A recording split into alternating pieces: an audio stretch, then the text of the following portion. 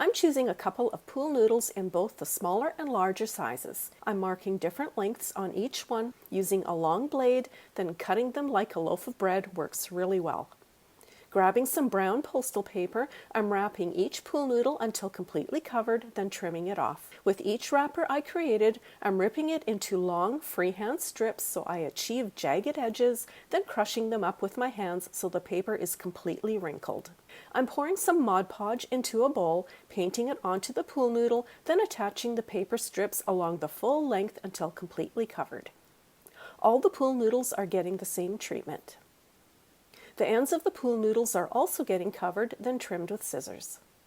I'm now reaching for some tissue paper, crushing it up well, then Mod Podging it into random spots on the logs. You can also use toilet paper, which would compress even more. The tissue is being applied to random areas on each log, then getting heavily covered with Mod Podge. Now that the logs are dry, I'm choosing a white paint called Victorian Lace by Fusion Mineral Paint. Each entire log is getting well coated, then allowed to dry. I only needed one coat. I'm now creating a light gray paint wash. Since I didn't have a light gray paint on hand, I'm mixing a white with a darker gray to create my own tone, then adding some water so the paint goes on transparent. Each log is getting completely painted with the wash, attempting to achieve a somewhat uneven look. Once dry, I'm painting the logs with a light beige wash to create a bit of a woodsy effect. I then went over the logs again with a whitewash until I was happy with the overall look. Now that the logs are dry, I'm using a darker gray to paint a stripe effect along the sides using uneven spacing and in random places. The tissue areas are getting a heavier treatment to fully cover each one, which will turn into wood knots. To blur the lines for a natural effect, I'm spraying the gray lines with a water mister until they blend in for a natural look. Once the logs are dry, I'm creating a stack of wood by placing the logs onto the top of some burlap ribbon. I'm securing the wood bundle by creating a loose knot, then adding some pine cones and evergreen branches before tying it up tight. Using hot glue, I'm attaching some Spanish moss to the wood knot areas for some realistic detail. And you are left with a gorgeous stack of faux firewood logs, perfect for cozy holiday or winter decorating, placed anywhere you wish. The fire logs give off such a casual, cozy vibe anywhere you place them, such as a table centerpiece, placed at a front entry, beside a real wood-burning or gas fireplace. I've tried bleaching pine cones in the past, but I really wanted my pine cones to have a softer color or look for this project. So instead of bleaching them, I mixed 2 parts of buttermilk color acrylic paint with 1 part water and mixed well. Then, putting on rubber gloves, I dipped each of the small pine cones I had selected into the paint mixture until they were thoroughly coated. I laid them out to dry. No matter if you paint your pine cones or bleach them, when they get wet, they tend to close up. You can wait several days for them to dry out completely, or you can put them on a piece of parchment paper on a baking sheet in an oven at 200 degrees for a couple of hours until they open up completely.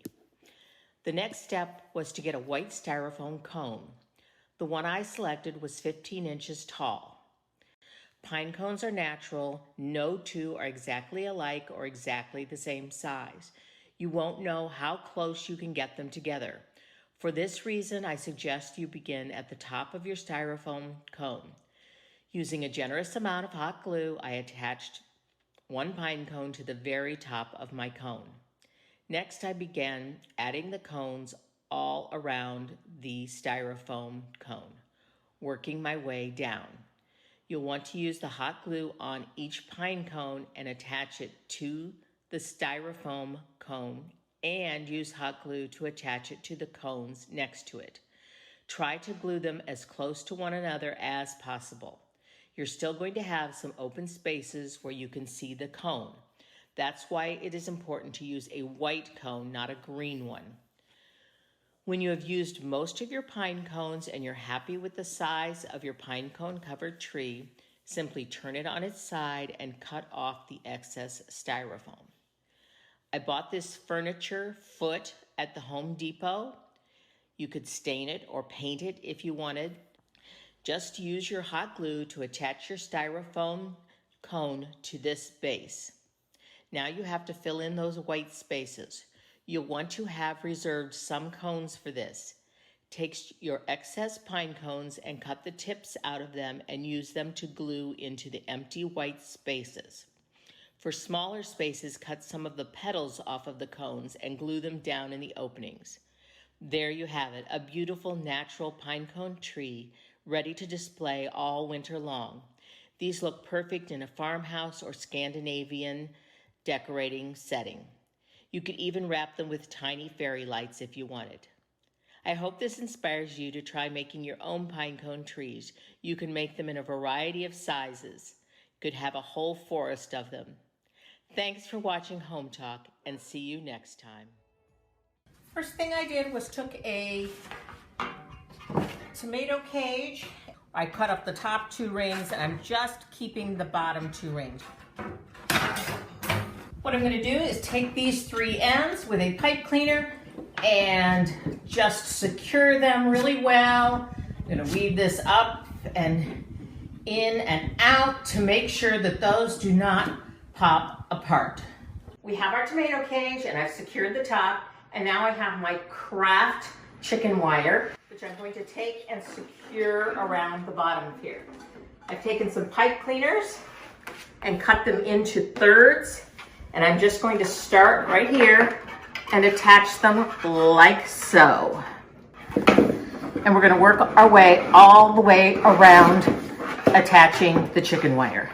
So I've attached the chicken wire all the way around the bottom, and now I'm going to cut off the excess and attach it as we go up. So let's get out my wire cutters and just cut right up the side of it.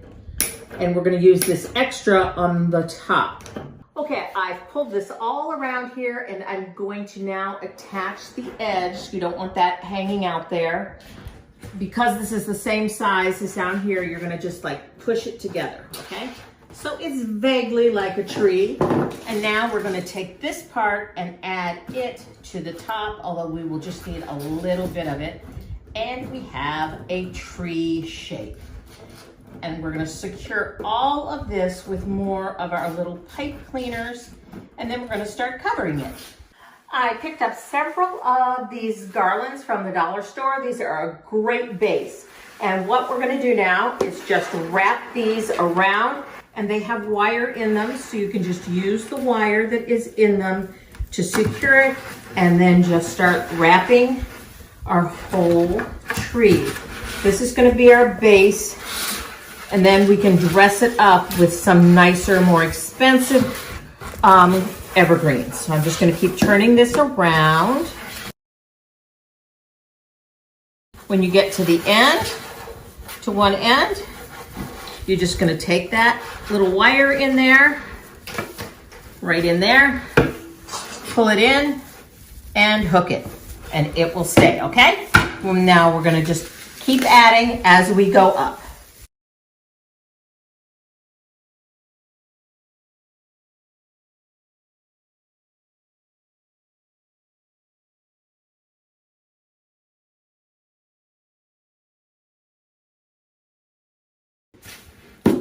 So here's our dollar store, basically our dollar store tree, and now I'm going to dress it up with some fancier evergreens.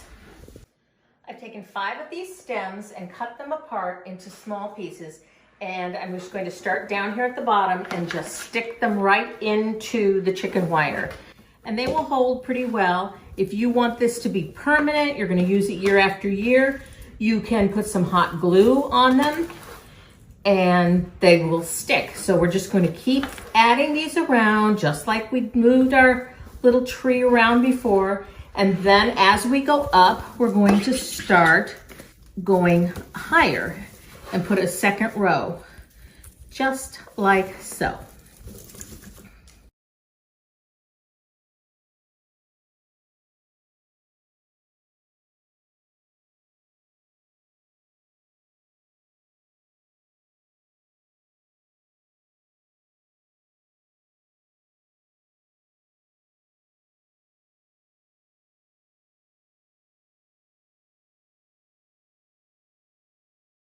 I have a stem of holly that has a little glitter on it, so it looks like it's icy. I've cut that into small pieces also, and I'm just going to add some of them throughout our tree.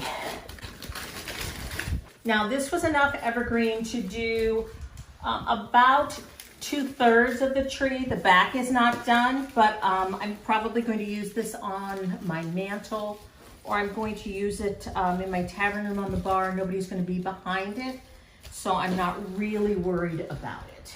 But you can do it so it's all around. This could be your tree this year. So I'm going to finish adding this, and then I will take it and show you where I'm going to display it for the time being. So I have my tree all done, and I could set it right on here, but I have these urns that I use for different things, and I thought this would make a really nice base and give our tree some height. So I'm just going to wedge it right over there, and look, it looks like the base of a tree. Let me make sure it's straight. There we go.